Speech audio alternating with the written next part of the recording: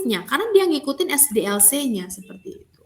Nah, bisa kita lihat di sini ya, ini bisa kita lihat, saya gedein dikit ya. Oke.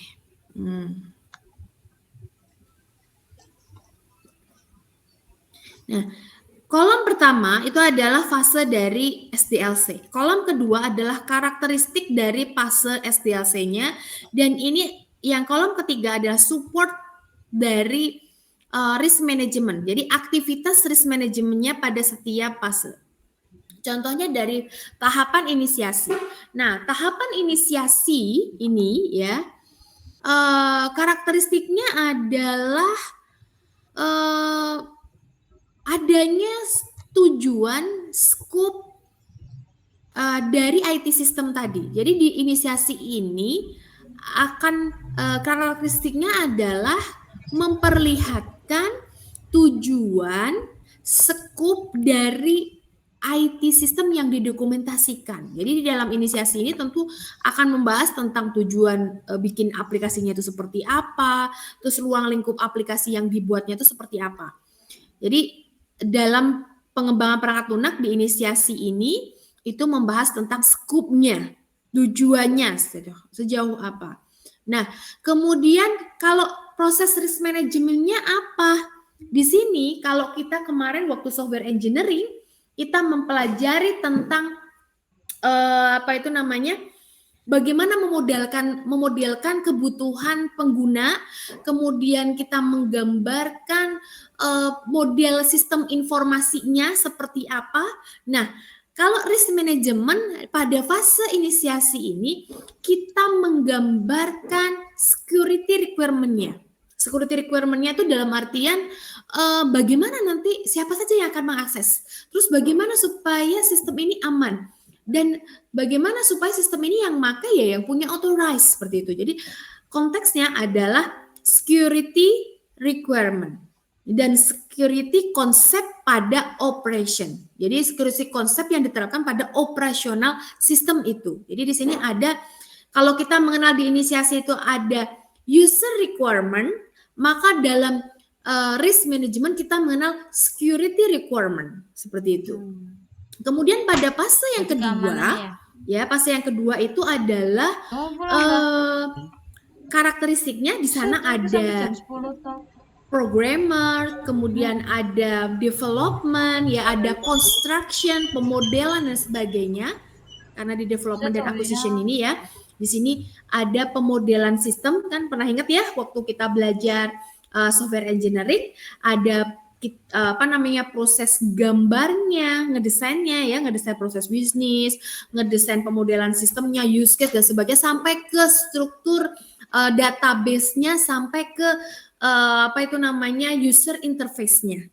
Nah, di fase kedua ini. Nah, proses risk manajemennya di sini apa saja?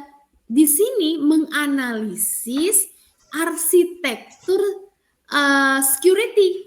Jadi menganalisis kan ada arsitektur sistemnya, arsitektur boleh dibilang gambar proses bisnisnya, gambar sistemnya. Nah, di sini adalah gambar security sistemnya seperti apa. Itu digambarkan di page 2. Seperti itu.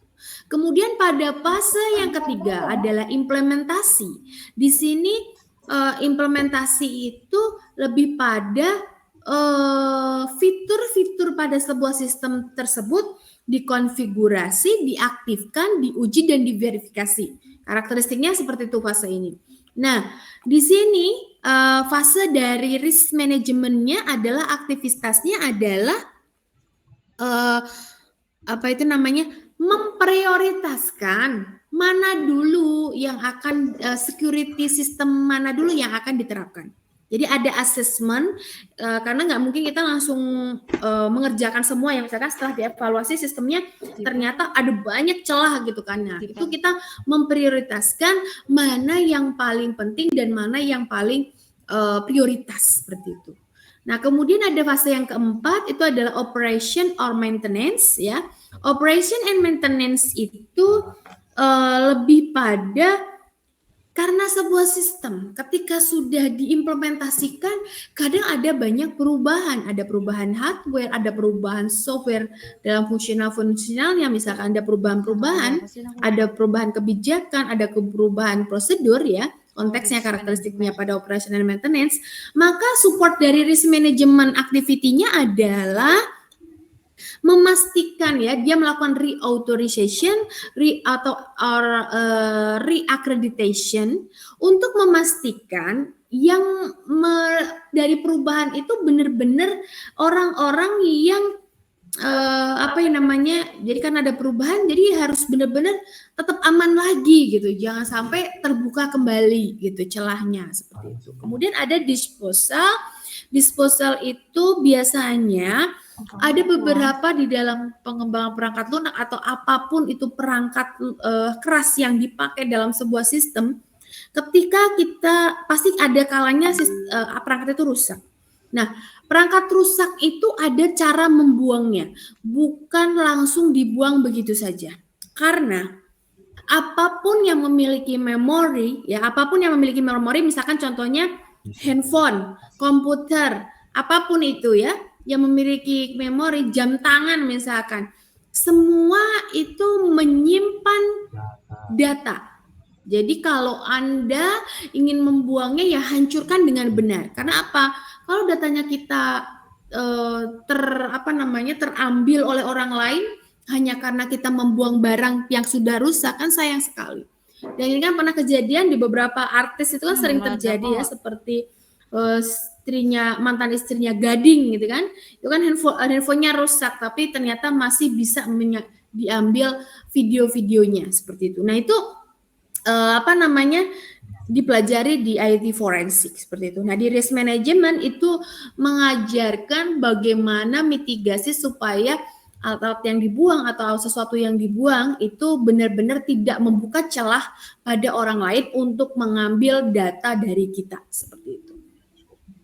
Itu adalah hubungan antara fase dari SDLC dengan proses atau aktivitas risk management. Kemudian ada dalam risk management itu siapa saja sih peran kunci yang dimiliki seseorang di dalam sini, walaupun semuanya itu tidak harus ada semua, itu tidak. Ya, pertama adalah senior management. Senior management itu adalah tanggung jawabnya adalah memastikan kebutuhan sumber daya yang efektif untuk menerapkan keamanan dari IT sistem tadi. Jadi dia mengakses hasil dari risk management activity. Jadi contohnya begini, setelah kita melakukan assessment, ya seperti kita ketahui tadi, risk management itu ada risk assessment. Setelah kita melakukan assessment, hasilnya itu kan disampaikan ke sini, ke si senior management. Nah, senior management itu mengambil keputusan apa yang sumber daya harus disiapkan, apa yang harus diprioritaskan dan sebagainya. Nah, itu tugas senior management. Kemudian ada Chief Information Officer atau CIO. Nah, ini bertanggung jawab merencanakan, menganggarkan, dan merencanakan kinerja ya di dalam komponen keamanan informasi. Jadi dia itu bertugas untuk merencanakan, menganggarkan, dan berkinerja ya dalam komponen information security. Itu CIO, bukan CEO ya, tapi CIO ya. Kemudian ada System and Information Owner. Nah, inilah yang punya IT sistemnya ya. Di mana di sini bertanggung jawab memastikan integritas datanya ya. Kemudian confidentiality. Maksudnya itu orang yang punya authorized. Jadi orang-orang yang tepat, maksudnya orang-orang yang tepat itu orang yang punya kewenangan, itulah yang boleh masuk seperti itu. Kalau availability itu adalah masuk pada ketersediaan. Jadi dia itu yang punya tanggung jawab terhadap integrity, confidentiality, dan availability dari IT system dan data. Jadi si System and Information Owner. Nah, kemudian yang selanjutnya ada Business and Functional Manager. Nah, di sini bertanggung jawab terhadap operasional dari IT system tadi. Bahwa IT system yang ada itu benar-benar keamanannya diimplementasikan seperti itu. Jadi di sini benar-benar diimplementasikan pada proses operasional sebuah organisasi seperti itu. Itu disebut dengan Business and Functional Manager. Lalu ada ISSO, yaitu IT Security Program Manager and Computer Security Officer, di mana dia yang bertanggung jawab terhadap program keamanan termasuk pada risk management. Ya, dia berperan memimpin dalam proses. Nah, ISSO ini memimpin proses risk management tadi, memimpin. Jadi dari proses mengidentifikasi, mengevaluasi, dan meminimalisir resiko dari IT system tadi. Jadi dia boleh dibilang ISO itu adalah konsultan ya, konsultan yang mendukung support of senior management. Jadi dia mendukung si senior management tadi mengambil keputusan. Itu disebut dengan ISSO. Kemudian ada IT Security Practitioner ya, dia yang bertanggung jawab mengimplementasikan requirement persyaratan security pada IT system. Jadi beda ya, kalau yang bisnis operasional dia itu tadi kan ada business and functional manager, dia itu bertanggung jawab pada operasional bahwa sistem IT tadi itu berjalan sesuai dengan benar dengan security sistemnya. Tapi kalau si IT security practitioner itu adalah orang yang mengkrit keamanan data. Ya implement, kalau orang mah programmer lah, boleh dibilang seperti itu. Kalau bikin aplikasi dia programmernya misalkan seperti itu. Nah, itu IT security practitioner itu adalah orang yang mengimplementasikan security requirement. Ingat tadi security requirement ada di mana? Ada di tahap inisiasi, ya kan, di SDLC. Lalu ada security awareness trainers. Nah, di sini ini karena sebuah IT security itu kan diimplementasikan. Nah, supaya penggunanya paham, tahu, polisnya tahu ya, polis itu kebijakannya seperti apa, tahu kemudian aturannya seperti apa, maka perlu adanya training program untuk mengedukasi dari end user tadi. Seperti itu. Jadi, dalam risk management overview itu yang perlu Anda pahami adalah risk management itu merupakan proses untuk melindungi IT system dan data untuk mendukung misi organisasi ya. Kemudian itu dilakukan ya dilakukan dengan kontrol untuk tetap menjaga kapabilitas dari keamanan tersebut. Nah, kemudian juga risk management itu hadir untuk meminimalisir dampak negatif yang muncul. Kemudian risk management itu juga terintegrasi pada tahapan SDLC. Di mana SDLC itu ada tahapan inisiasi, pengembangan akuisisi, implementasi, operasi atau pemeliharaan, dan pembuangan seperti itu. Nah, di sini bisa dilihat bahwa pada setiap fasenya ternyata risk management activity-nya ada semua. Pada proses inisiasi yang perlu kata kuncinya adalah security requirement. Pada tahap development and acquisition itu adalah arsitektur security-nya. Pada implementasi itu adalah prioritas mana security mana saja yang diprioritaskan. Pada operation and maintenance itu adalah terkait bagaimana re-authorization, re-accreditation terhadap perubahan-perubahan yang terjadi. Kemudian disposal itu adalah bagaimana kita membuang cara-cara membuang dengan benar seperti itu. Nah, kemudian di dalam risk management ada beberapa posisi atau orang aktor yang terlibat.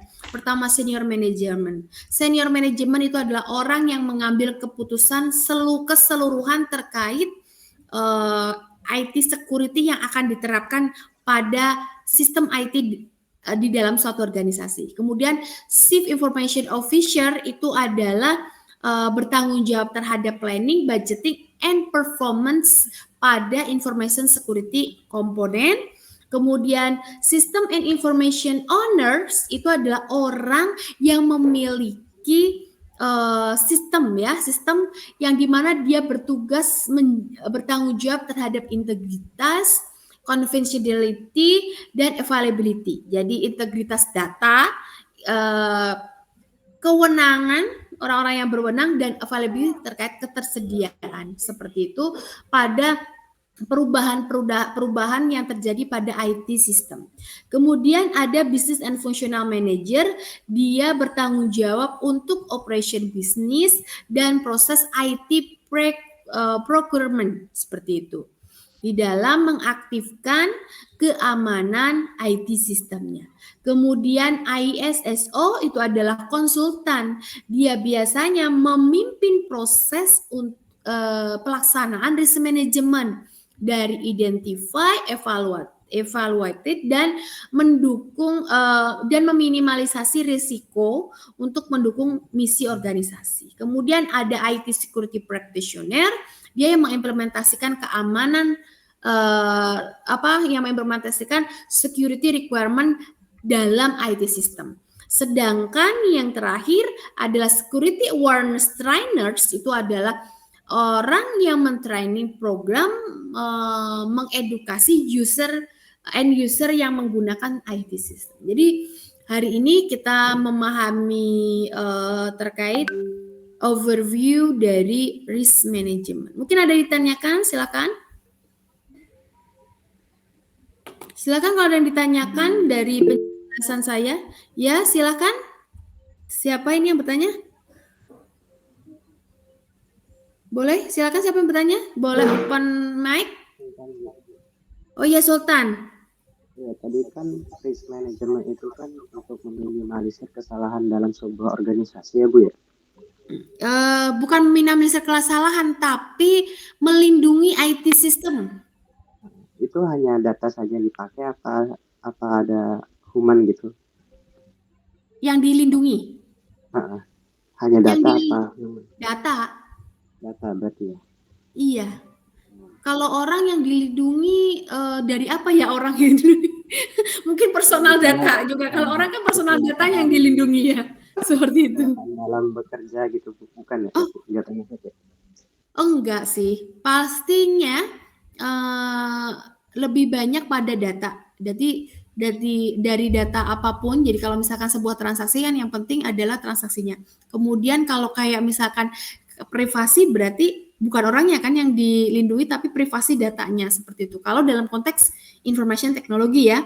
Tapi kalau dalam konteks manajemen ya tentunya ada aja yang perlindungan untuk orang, minimalisir dan sebagainya. Namun dalam konteks ini adalah yang dilindungi adalah IT sistem dan data, seperti itu. Baik Bu. Oke, yang lainnya silakan. Bu, Noval. Iya. Apa? Jadi kalau misalnya sebuah perusahaan kan membangun sistem pasti butuh orang yang developnya. Misalnya yang orang yang developnya itu bukan dari perusahaannya, jadi dari orang lain gitu, jasa orang lain. Nah, berarti kan yang biasanya yang megang untuk security itu bagian back end developernya. Kira-kira kalau misalnya udah selesai itu programnya, kan ada apa sih namanya, wanti-wanti gak kalau misalnya dia tahu lagi kan, gitu ya? Iya, kan tahu celahnya gitu Bu. Oke. Nah, inilah proses assessment. Nah, ketika assessment itu akan muncul semua pertanyaan yang dijawab berdasarkan wawancara dan observasi. Dari assessment yang ada, barulah nanti ada mitigasi. Oh, misalkan, ternyata ini misalkan passwordnya masih yang sama gitu ya. Terus misalkan, ternyata masih ada celah port yang dibuka oleh si programmer. Nah, ketika assessment itu nanti akan ketahuan semua. Jadi sebelum kita melakukan mitigasi ada asesmen dulu dalam proses risk management itu. Kalian paham nggak maksudnya asesmen? Asesmen itu mengevaluasi dulu. Jadi kita kalau mau melakukan proses risk management, tahapan pertamanya itu kan mengevaluasi terlebih dahulu, bukan merencanakan. Jadi ketika bukan merencanakan mitigasi dulu. Jadi bukan jadi kayak gini nih. Kalau orang lain mah pertama harus begini-begini dulu gitu. Enggak, jadi kita evaluasi dulu diri kita. Atau ibarat kata rumah kita lah, kita evaluasi dari sisi dindingnya, jendelanya, pintunya, dan sebagainya. Terkait keamanan ya. Baru dari hasil evaluasi tersebut, kita merencanakan mitigasinya. Oh, menambahkan kunci, kemudian ganti tembok, misalkan temboknya ditebelkan gitu dan sebagainya, supaya tidak tembus peluru atau apa, seperti itu. Nah, itu baru seperti itu. Jadi, kita tidak akan tahu kita punya celah apa saja sebelum kita melakukan evaluasi. Nanti ada pemodelan ancamannya seperti itu. Jadi harus ada pemodelan ancaman orang yang mengancam, misalkan, oh Anda kalau pengen aman harus masuk ke dalam rumah yang baja yang tidak tembus peluru misalkan seperti itu. Nah itu rencana mitigasinya. Tapi kan kita coba dulu ditembak bisa nggak gitu. Dengan tembok yang ada kita tembak dulu gitu. Nah itu boleh dibilang threat modeling namanya. Pemodelan ancamannya bagaimana. Jadi kita melakukan evaluasi dengan mensimulasikan ancaman-ancaman. Baru kita buat solusi rencana mitigasi. Seperti itu Noval. Baik, terima kasih Bu. Ya, oke. Ada yang bertanya lagi? Tidak ada? Saya lagi Bu. Oh iya Sultan, apa? Saya kan dapat info nih kalau misalnya di setiap situs kampus besar itu kan waktunya katanya dihack ya Bu ya? Oh ya pernah ada, pernah. Dihack. Jadi kalau kita mau masuk ke situs, misalnya situs kampus itu ngarahnya bukan ke kampus, malah tapi judi online ya? Judi online, apakah itu termasuk pekerjaan risk management Bu? Bukan. Bukan ya Bu ya? Risk management itu pekerjaan orang boleh dibilang penyerang. Jadi kalau yang disebut yang ini, yang bukan hackernya, yang menghalaunya gitu ya. Nah iya, itu proses risk management. Jadi kalau misalkan seperti itu kan ternyata setelah ada serangan, lalu kita melakukan proses risk melakukan kerangka risk management dengan melakukan evaluasi. Jadi kita melakukan evaluasi terlebih dahulu, baru ada asesmen, sudah ada asesmen laporannya, lalu dibuat sebuah solusi. Nah, solusi itu disimulasikan seperti itu. Nanti baru muncul sesuatu IT system yang aman gitu. Seperti itu, Sultan. Baik Bu. Berarti dievaluasi lagi ya Bu? Iya. Keamanannya. Iya, evaluasi itu dilakukan secara kontinu ya. Dan juga evaluasi itu bukan hanya terkait keamanan, oh ini harus dijaga dari luar gitu ya. Bisa jadi dari dalam juga banyak. Contohnya, orang-orang yang tidak punya authorized masuk.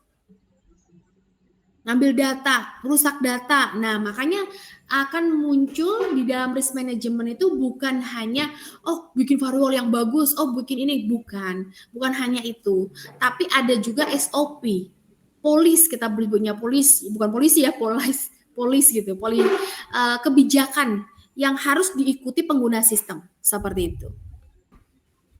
Begitu Sultan. Ya Rizna silakan. Ibu, misalnya ya pengembangan pabrik baru itu butuh melaksanakan risk management kematangannya.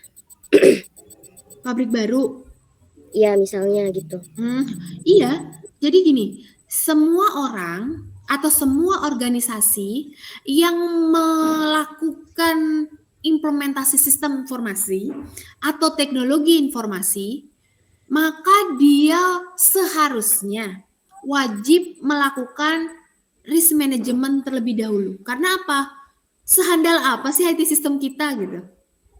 Jadi kita harus coba dulu supaya tahu kelemahan dari kita gitu. Seperti itu Risna. Ya baik Bu, terima kasih. Iya. Ada yang lain yang ingin bertanya?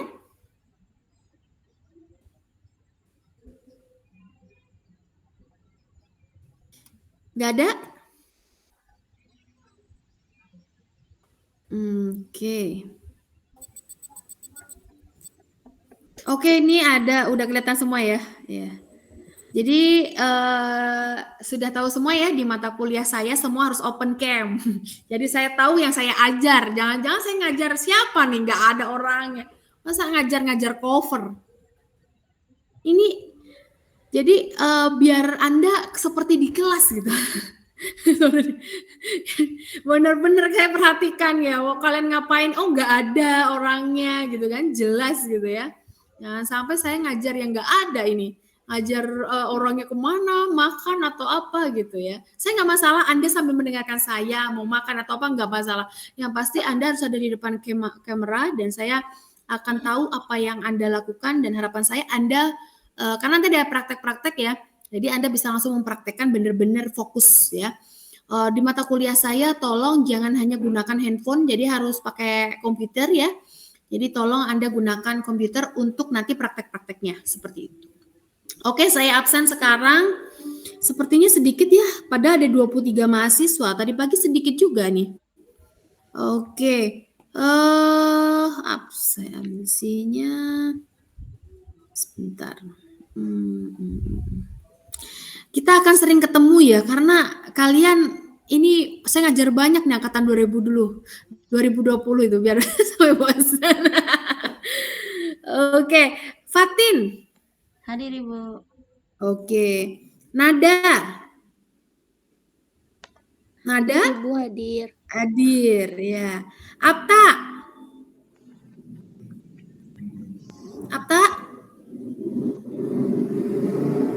Wah, hadir ke toilet Bu. nih. Oh, hadir. Hadir Ibu. Maaf. Sultan Alif Abdur Arkan. Hadir Bu. Hadir. Siapa? Abdul Rahim. Hadir Bu. Oke, Naufal. Hadir ya Bu. tadi tadi. Risna Hadir, Bu. hadir. Oke, Risna hadir.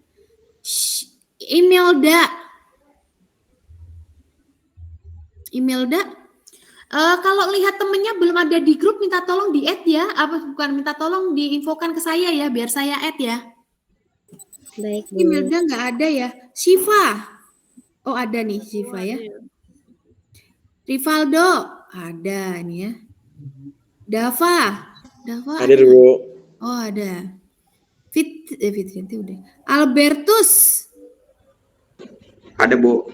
Oke, Renaldo. Hadir Bu. Ada ya? Hadir. Diki Permadi. Nggak ada ya? Fajri. Nggak ada juga. Oke, saya save. Ibu maaf, ada yang kelewat kayaknya Bu. Siapa? Alvila Bu. Alvila. Oh, ini udah hadir. Berarti kamu ke absen tadi pagi. Ya, Bu. Udah hadir ya, udah. Oke. Udah hadir. Siap. Oke. Ada pertanyaan lagi? Ada Ibu terkait perkuliahan ini. Kira-kira nanti bakal ada aplikasi yang kita pakai nggak Bu? Enggak. Software nggak ada gitu Bu? Nggak ada. Kalaupun ada nanti saya informasikan 1 minggu sebelumnya atau 2 minggu sebelumnya. Lebih banyak di risk management itu Anda membuat sebuah pelaporan. Jadi pelaporan dari proses file assessment. Ya sebenarnya sih lebih banyak kepada bidang informatik ya, non information system ya, tapi paling tidak Anda tidak sampai sejauh itu. Jangan sampai nanti anak sistem informasi lebih pinter dalam mitigasi dibanding anak teknik informatika gitu kan. Karena ini seharusnya teknik informatika yang paling bisa membuat threat modeling ya. Dia menganalisis seperti kayak malware, kemudian menganalisis terkait brute force seperti itu kan. atau port scanning, web crawling dan sebagainya gitu kan. Itu sebenarnya anak informatik, tapi dalam sistem formasi ini paling tidak Anda akan sebagai asesmen tahu apa saja yang harus dilakukan dan bagaimana membuat dokumentasinya. Anda sudah lihat PPT saya itu sampai selesai ya, ada 152 PPT ya. 152 slide yang bisa Anda pelajari dan itu akan kita pelajari sampai UTS. Nah, setelah UTS nanti Anda yang gantian presentasi. Ya, Anda yang gantian presentasi ada sekitar 7, berarti nanti akan saya bagi menjadi 14 kelompok. Yang kebagian sendiri ya mohon maaf, berarti Anda paling berpengalaman sendiri nanti, gak usah sama temennya. Seperti itu. Bergantian nanti ya. Jadi ada artikel jurnal-jurnal terkait risk management yang perlu Anda sajikan, presentasikan ke teman-teman kalian. Kalau nggak tahu, kalian searching sampai paham betul artikelnya. Nah, kalau bisa nanti di dalam grup bisa dibuatkan, kan di sini sudah ada ya, ada 14 kali pertemuan yang sudah ada artikel-artikelnya ya. Ada diskusi paper kelompok 1, 2, 3 sampai 7. Nah, silakan nanti bagi kelompoknya jadi 7. Ya. Kalau yang mau sendiri biasanya saya males banget pengalaman berkelompok gitu ya. Kayak Fatin ya. Saya malas banget berkelompok. Kenapa? Saya capek sendiri gitu kan ya. Nah, sekarang saatnya Anda mau individu boleh, intinya dibagi 7. Ya, Anda dibagi 7 untuk membaca artikel. Membaca artikel, dibuat PPT-nya. Nanti minggu depan saya akan ajarkan PPT-nya itu ada apa saja. Jadi per kelompok sudah persiapan dari sekarang. Dan saatnya tampil harus hadir, tidak ada tidak ada excuse ya, maksudnya nggak ada alasan begini, nggak bisa. Jadi Anda harus hadir pas presentasi itu, karena kita online, jadi Anda di mana saja bisa. Ya kalau pas kerja izin aja ke toilet, presentasi cukup 10 menit paling atau 5 menit. Anggap aja bilang lagi sakit perut gitu, seperti itu. Jadi Anda bisa presentasi setelah UTS. Nah, ketika UTS itu ada tugasnya ya. Jadi nanti saya pengen ketika UTS itu nanti kita online ya, online seperti ini. Jadi Anda kerjakan di dalam e-learning-nya ya. Jadi dikerjakan secara online dalam artian online, bukan online no open cam ya, harus open cam plus ngerjain. Saya jadi pengen lihat kalian ngerjainnya kemana nih, jangan-jangan nyontek-nyontek ke sana ke sini gitu ya, ibarat kata seperti itu ya. Oke, jadi harapan saya tidak akan tanya risk management adalah gitu, enggak. Tapi saya nanti akan bertanya terkait konsep-konsep yang sudah saya jelaskan, inti-intinya, sehingga Anda kalaupun saya bertanya lada bagaimana, Anda bisa jawab karena saya sudah tahu konsepnya. Seperti itu. Ada pertanyaan lagi? Baik Ibu, terima kasih. Iya, sebelum kita tidur, marilah kita tutup bersama pertemuan ini. Ini kita akan melakukan ini sampai 7 kali pertemuan kalau nggak salah ya, karena saya selesai kuliah itu 7 kali pertemuan lagi selesai, jadi tinggal ngambil tesis dan mungkin kita bisa lebih sore mulai perkuliahannya ya. Sampai ketemu minggu depan. Terima kasih. Saya tutup pertemuan ini. Wassalamualaikum warahmatullahi wabarakatuh. Sampai ketemu minggu depan ya. Waalaikumsalam. Terima kasih Bu. Waalaikumsalam. Saya close ya. Baik Bu.